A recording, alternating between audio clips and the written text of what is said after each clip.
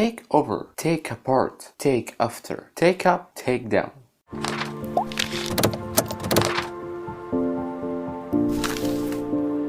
Welcome to Fast English. معاكم محمود عبد الفتاح، ودرس النهاردة من الدروس الخفيفة والمهمة في نفس الوقت، وهنتكلم عن الفريزال verbs، وهيكون معانا verb take. بس قبل ما نبتدي لازم نعرف يعني ايه فريزال verb وايه أهمية ان احنا نعرفهم. ببساطة الفريزال verb عبارة عن فعل زي give، get، take، بيجي بعديه preposition أو حرف جر زي in و out و over. الاتنين دول مع بعض اسمهم phrasal verb، ومعناها بيتغير بتغيير ال preposition. يعني مثلا get out، get out يعني اخرج أو اطلع بره، فلو غيرنا out وحطينا مكانها up هتبقى get up، get up يعني انهض أو اصحى من النوم.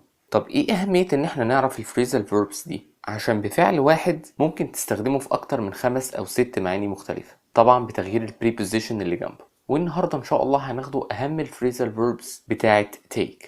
أول واحد معانا هو take apart.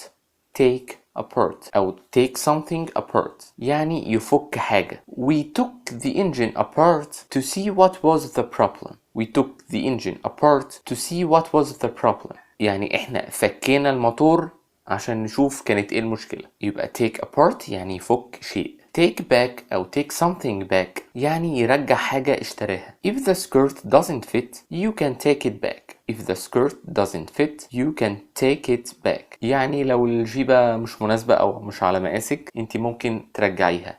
take it back. take down دي ليها 3 معاني مختلفة. أول واحد بمعنى يقتل. he took him down.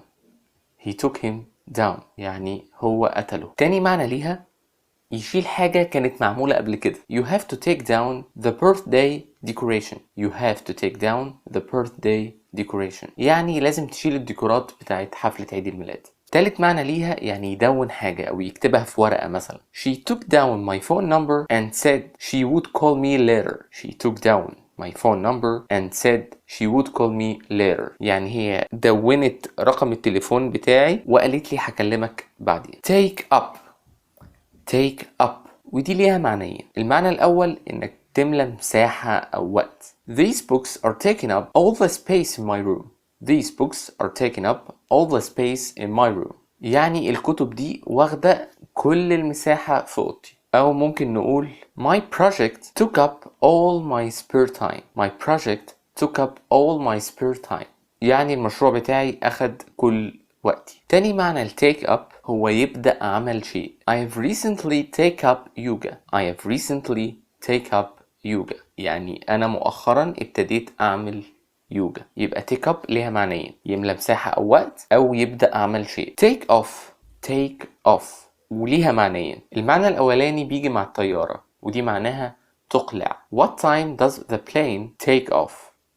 What time does the plane take off يعني متى ستقلع الطائرة. المعنى التاني يعني يقلع. I take off my shoes as soon as I get home. I take off my shoes as soon as I get home يعني أنا بقلع الحذاء بمجرد أن أصل إلى المنزل. آخر واحدة معانا هي take over. take over ودي معناها يتحكم. Germany took over several other countries during World War II يعني ألمانيا اتحكمت في بلاد كتير خلال الحرب العالمية الثانية. إن شاء الله هيكون معانا phrasal verbs تانية. عشان تتابعها ما تنساش تشترك في القناة و thank you for watching and see you soon.